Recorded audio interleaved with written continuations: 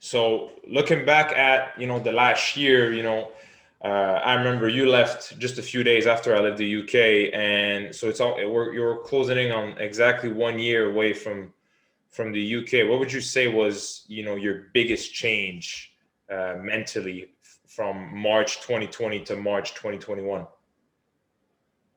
Biggest mental change. Um,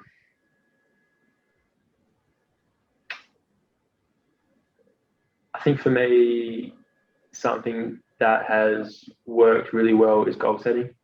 Mm, okay. Um, that was probably, whether the goal be for 1 day, 1 week, 1 month, 1 year.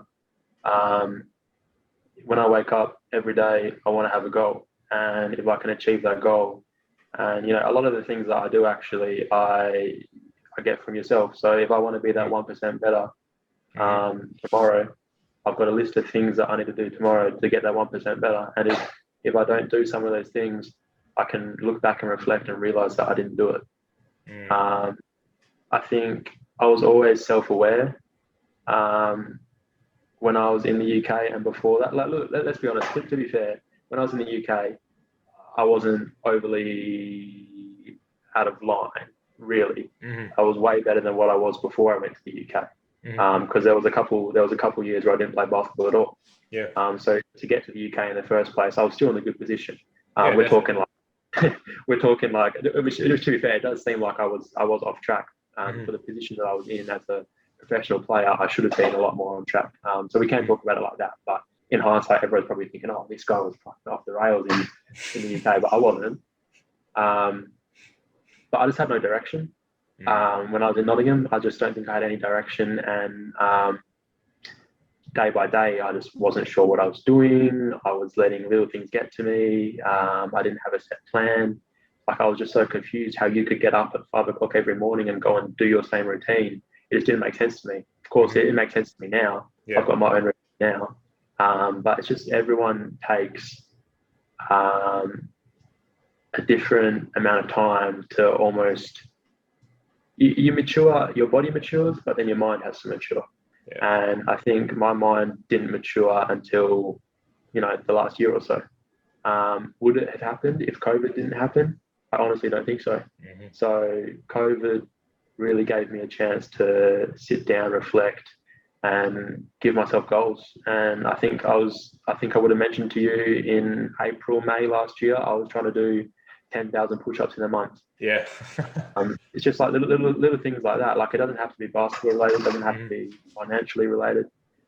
Like my goal tomorrow could be to, I don't know, have a protein shake before I go to school, because the protein shake means that I've gotten what I need in my body. I take my tablets, my supplements with it, and then we're good to go. Because I know that if I don't do that, then it could ruin my whole day. Mm-hmm. Exactly. Um, but No, yeah, no. goal Yeah. setting, goal setting for me, I would say is the main um, mental change for me. And goal setting, the misconception about goal setting is that it touches everything. It touches your consistency, it touches your time management, it times your scheduling, it touches your motivation, your discipline.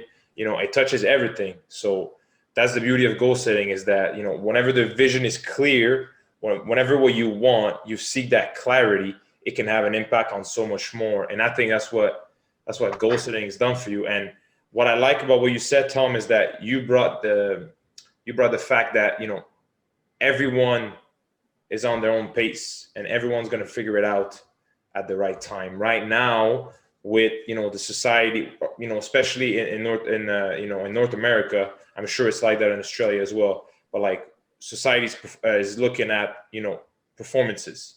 How do you perform academically, financially, career wise, athletically? And you always have that pressure to perform, but sometimes it's like, hey, you know what, like I need a year, I need a few months. And I think COVID was a beauty in disguise in terms of that. I think people really got the chance to take a step back, look at their own identity, and realize like, okay, you know what, I don't even know if this makes me who I am anymore. And like you said, it was a big opportunity to self-reflect, and just look at the things that you do on a regular basis that makes you happy. Like, what really makes you happy? And for some it's sports, for some it's their job, for some it's a hobby, school, and I think just the whole year has been just a big reality check. Like, just putting a mirror in front of you, and you have to look at it every single day and say, hey, am I the best version of myself today? And I think you've done a good job doing that, because I know, knowing you from close to a year and a half now, I've seen the change, and I haven't seen you in a year, but I've seen the change in the way you message, in the way you post stuff on social media, and just the way you behave. And that right there is great to see. And if it would have taken you another year or two to figure it out, that would have been fine as well, because there's no